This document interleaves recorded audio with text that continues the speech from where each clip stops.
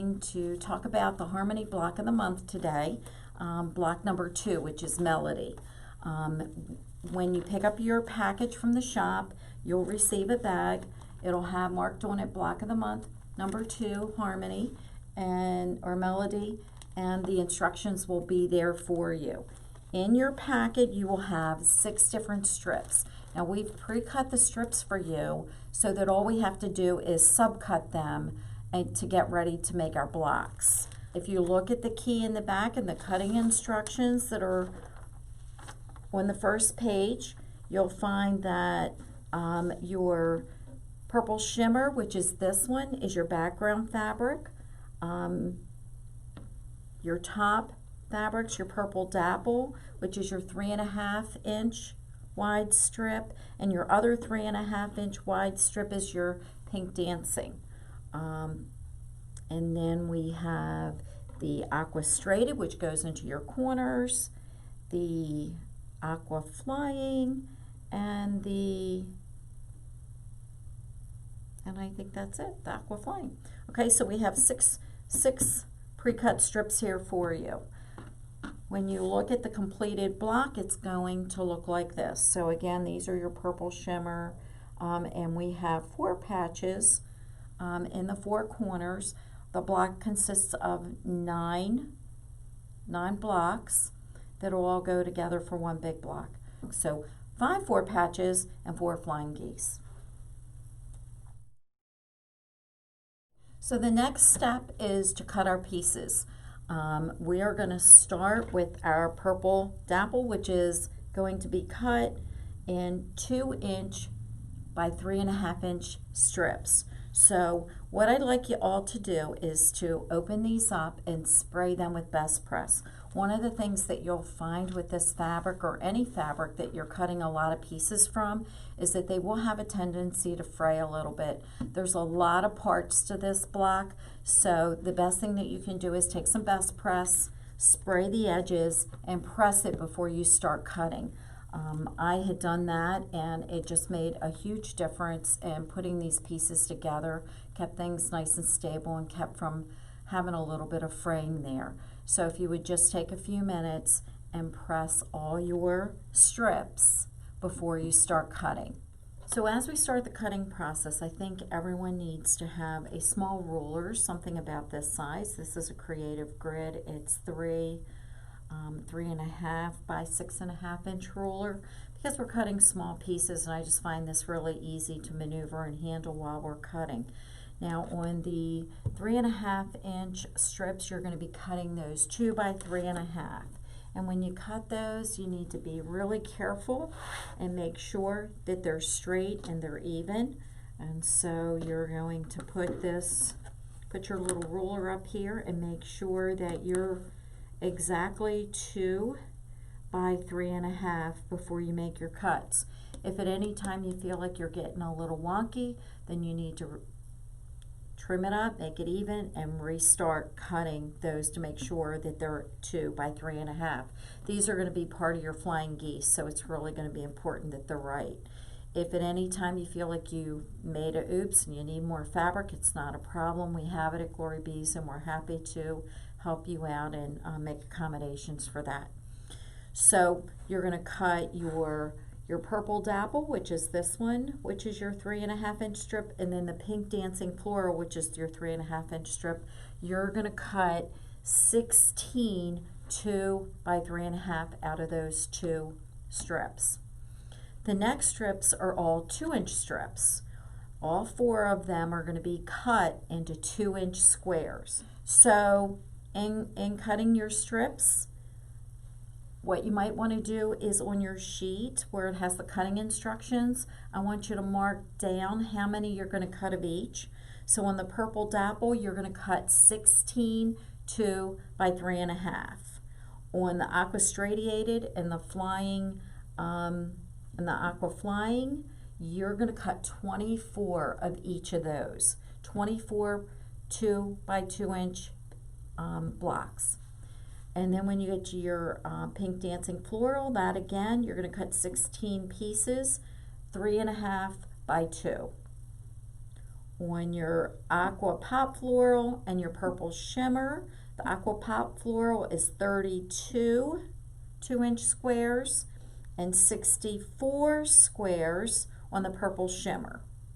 And then just stack them aside. So your cutting instructions are for all 4 blocks. I would just write that down beside there so you know how many of each you need, and make sure that you're able to cut all those. When you're cutting the 2-inch blocks, just like the 3.5 by 2, you want to make sure that those 2-inch blocks are 2-inch blocks, because if they're short or if they're not square, when we start working at putting these together, your blocks aren't going to be square. The next step of the process is to start piecing these blocks. And the first block that we're going to piece are our 4 patches, which are in our 4 corners.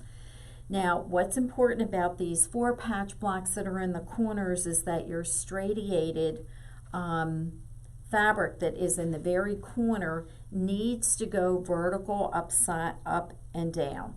So when you look at these blocks, in all 4 corners, they're going exactly the same way. What we're going to do is we're going to sew 16 of the straightiated to 16 of the shimmer.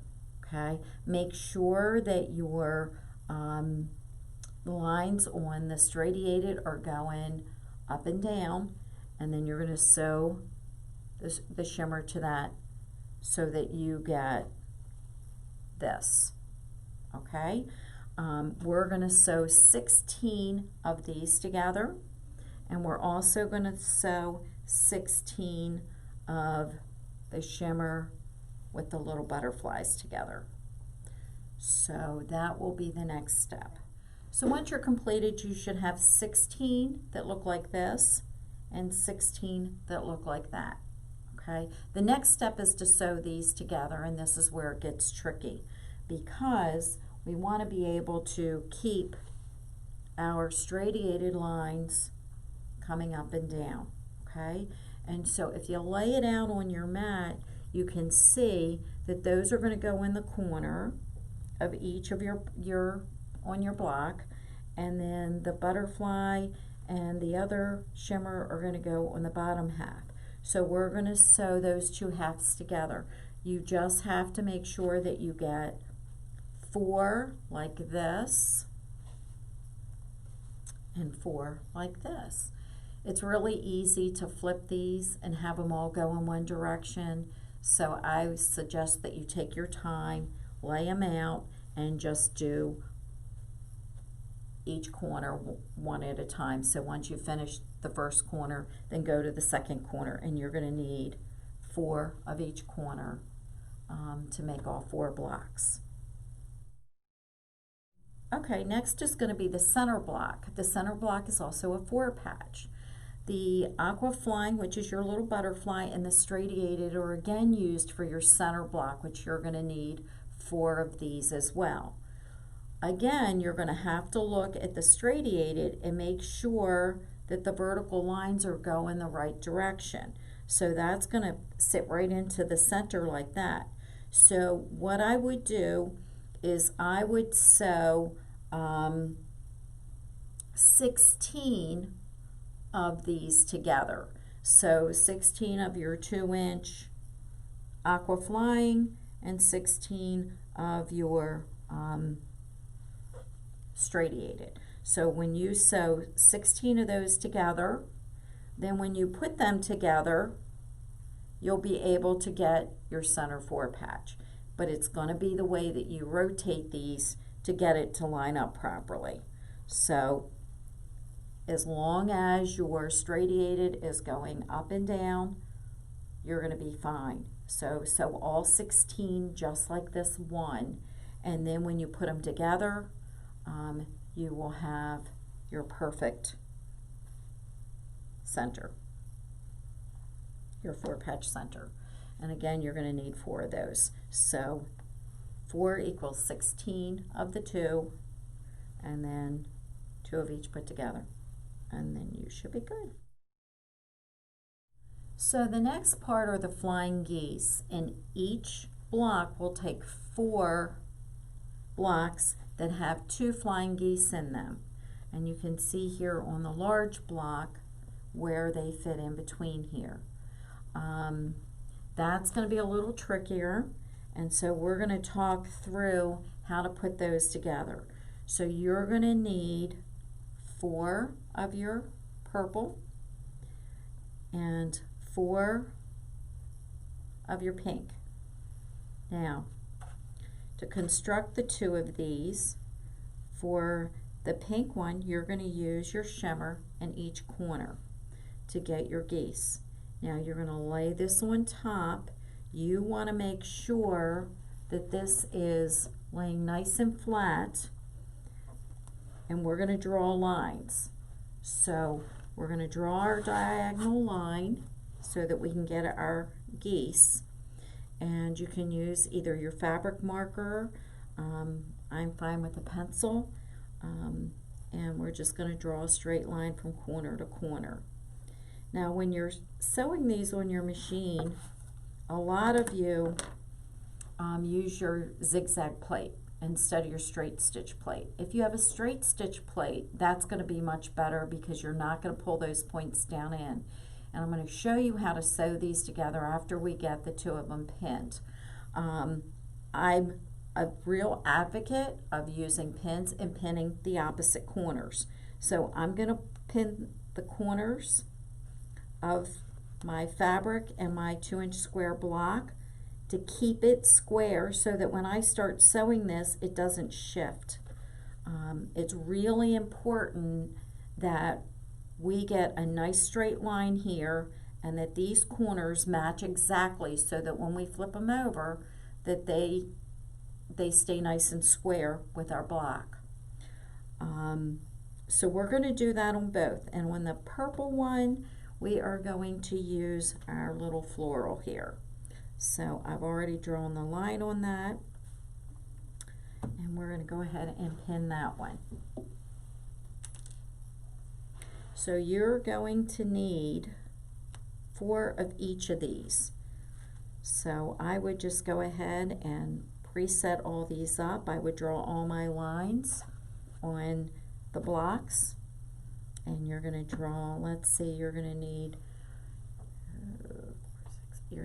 8 of the shimmer, and you're going to need 8 of the little floral, and 4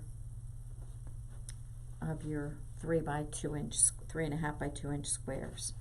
So once we pin the first block on and we've marked the line, then we're going to take it to the machine. So we're not going to use our 1/4 inch foot.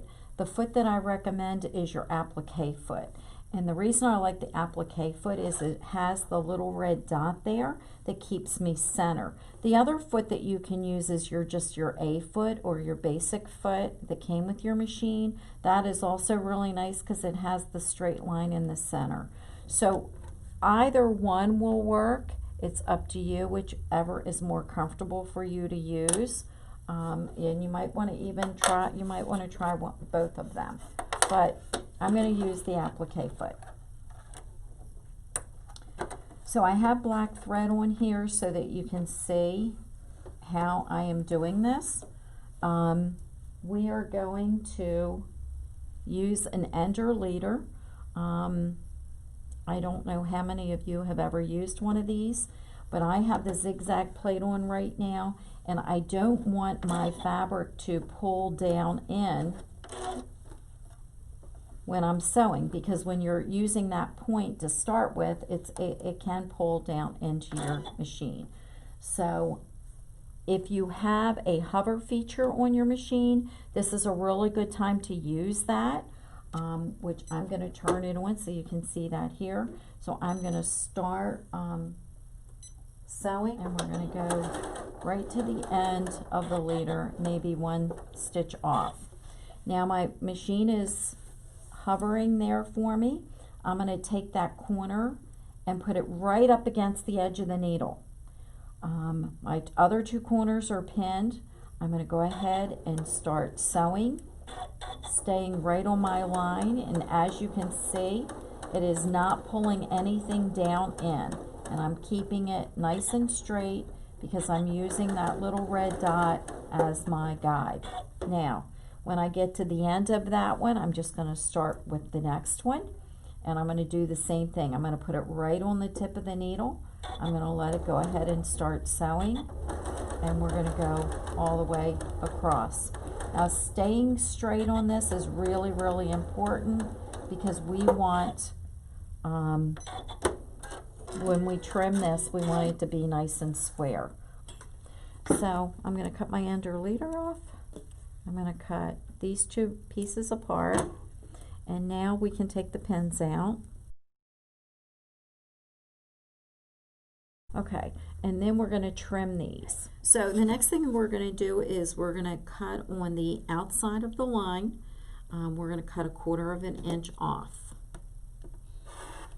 Okay, we're going to do that on all our pieces. So if you've, go ahead and chain pieced all of them, then you can go ahead and cut all of them off. These are really fun to use.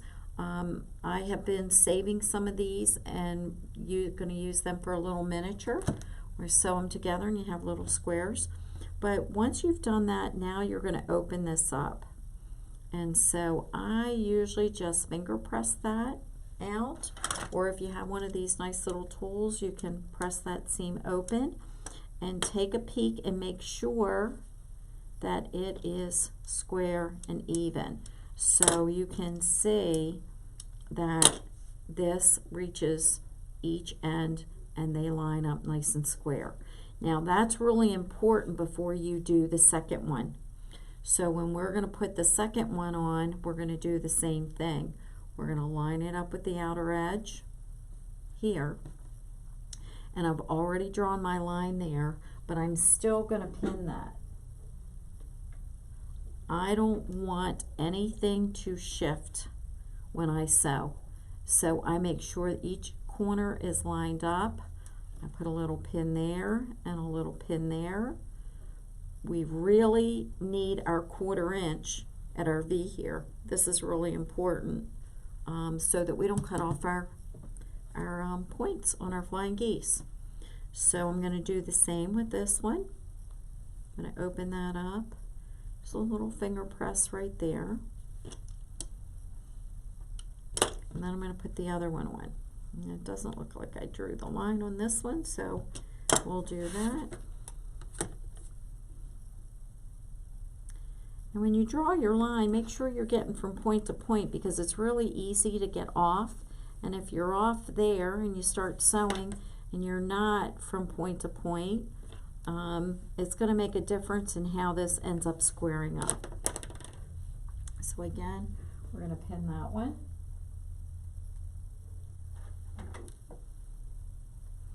And I make sure that those corners line up so I know that it's not going to shift and move on me. Now we're going to go back to the machine and sew this side. Okay, so again, I'm going to use my ender leader, and I'm going to go ahead out to the end, and it's going to hover for me, and we're going to do the same thing. I'll put my point right up to the edge there, and I'm going to come all the way across, trying to stay right on my line. And then we're going to do the other one.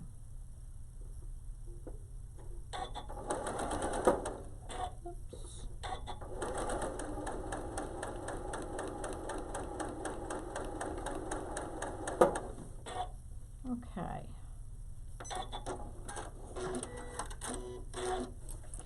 So now we can cut these apart and we can trim those up. Take our pins out.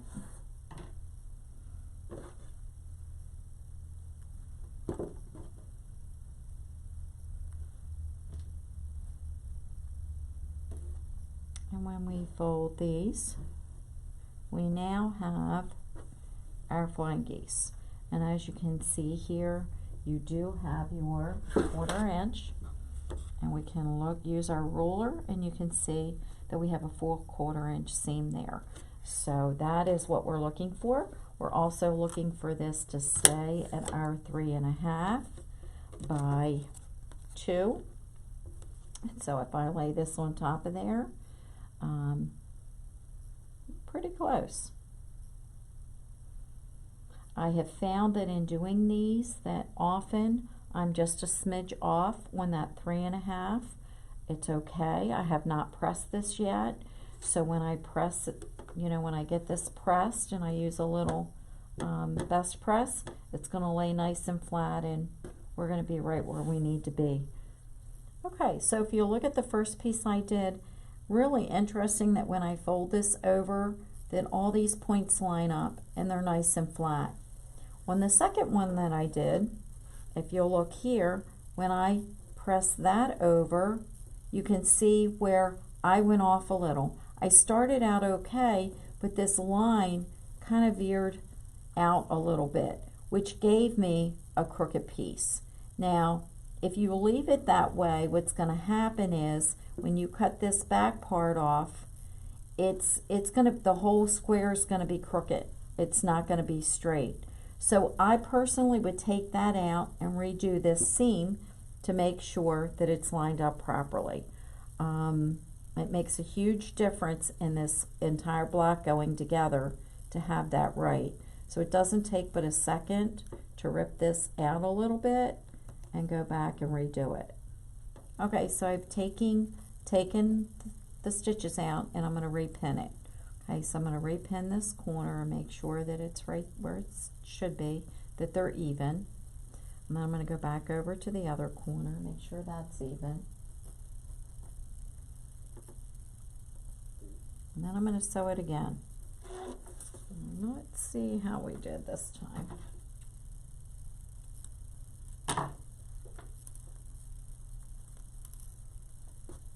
So now when we take it over, perfect. Makes a big difference in how that works. So now we have the corners lined up and I have my 1/4 inch here and we're good. So now that I've trimmed the back out of both, this is how the back is going to look, and now you can go ahead and press that and you're going to sew these two together, and you're going to need 4 of these pieces. So this is going to be sewed here. You're going to keep an eye out on your 1/4 inch seam. These should be nice and straight, and I'm a pinner, so I pin my corners. I want to make sure everything comes out the way it should. So now we're going to sew these 2 pieces together, and if you can see here as I put them together, the geese on the one side, you can see our 1/4 inch, which is right there. So I'm going to sew on that side because I want to make sure that I hit my 1/4 inch seam. Now I'm going back to my 1/4 inch foot.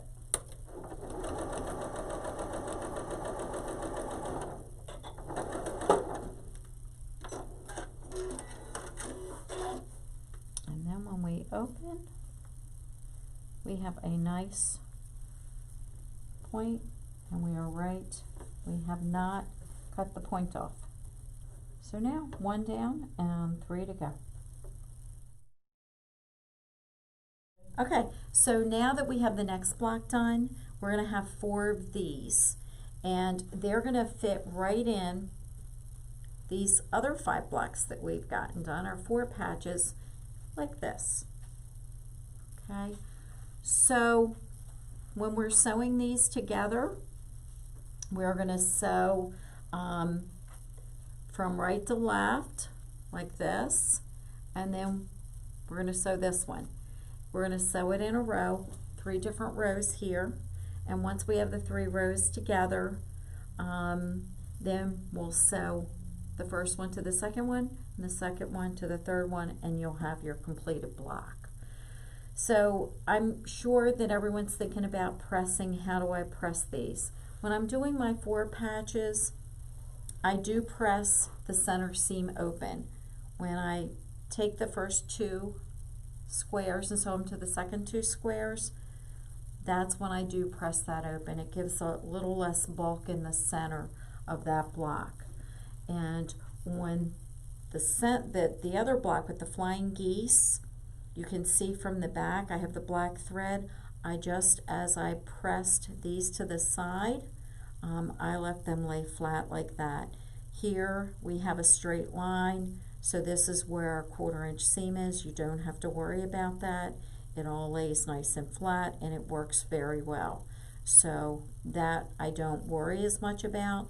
I usually press them when I'm done, use a little best press, and then the 3 rows sew together, flip them, and then you have your completed block. Okay, that's all for today. Your next block is going to be block 3. It's going to be very similar in the way we did this block, and we should have that for you real soon. So enjoy the process, and I will see you next time.